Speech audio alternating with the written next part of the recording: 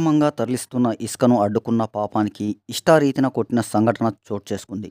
ఫిర్యాదు చేసిన పోలీసులు పట్టించుకోకపోయేసరికి చివరికి ధర్నాకు దిగారు.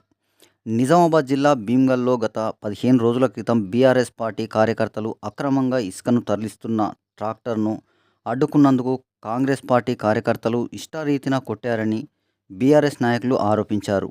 తమపై దాడి చేసిన కాంగ్రెస్ పార్టీ కార్యకర్తలను అరెస్టు చేయాలని డిమాండ్ చేస్తూ బీఆర్ఎస్ పార్టీ ఆధ్వర్యంలో ధర్నా, రాస్తారోకో నిర్వహించారు. అక్రమ ఇసుక రవాణాకు అడ్డుకట్ట వేయాలన్నందుకు దాడి చేసిన కాంగ్రెస్ నాయకులను వెంటనే అరెస్టు చేయాలని డిమాండ్ చేశారు. ధర్నా చేస్తున్న బీఆర్ఎస్ నాయకులను విరమింపచేసే ప్రయత్నంలో స్వల్ప ఉద్రిక్తత నెలకొంది. నిందితులను అరెస్టు చేసేంత వరకు ధర్నా విరమించేది లేదని భీష్మించి కూర్చున్నారు.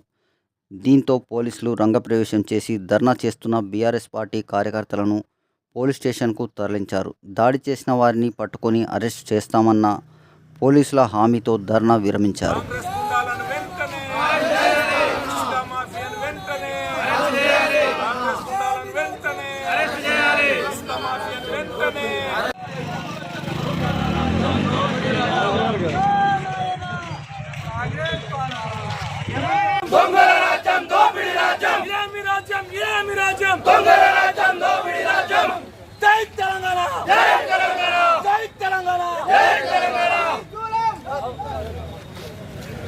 దాడికి పాల్పడే కాంగ్రెస్ నాయకులను వెంటనే అరెస్ట్ చేయాలి. పాల్పడే కాంగ్రెస్ నాయకులను వెంటనే అరెస్ట్ చేయాలి.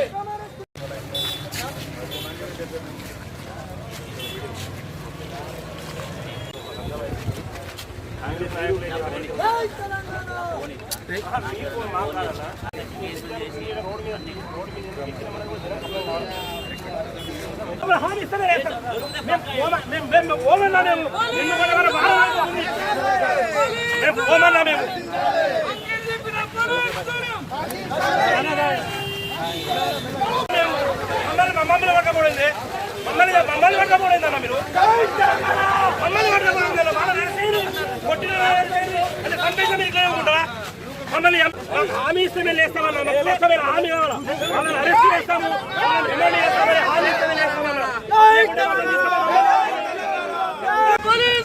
నశించాలి.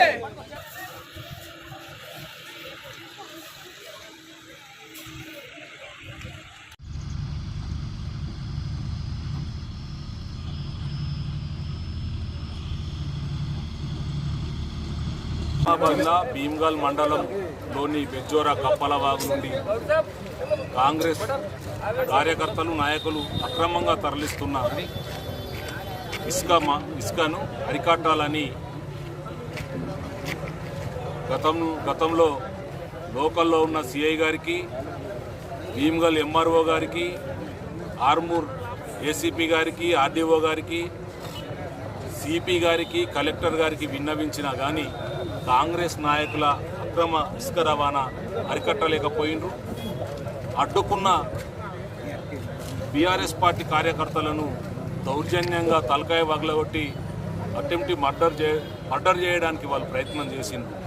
మరి చనిపోయినా కానీ పోలీసులు చూస్తూ ఊరుకుంటారా? ఇంత దౌర్జన్యం జరిగినా మరి ఆ కాంగ్రెస్ కార్యకర్తలను ఎందుకు అరెస్టు చేయడం లేదు? వారం దాటిపోయింది. మరి నెత్తి వలిగి ఆ కార్యకర్త హాస్పిటల్లో ఉంటే మరి పబ్లిక్ ఆస్తులను కొల్లగొడుతున్న ఈ ఇసుక మాఫియాను, కాంగ్రెస్ గుండాలను ఈ గవర్నమెంట్ ఎందుకు అరెస్ట్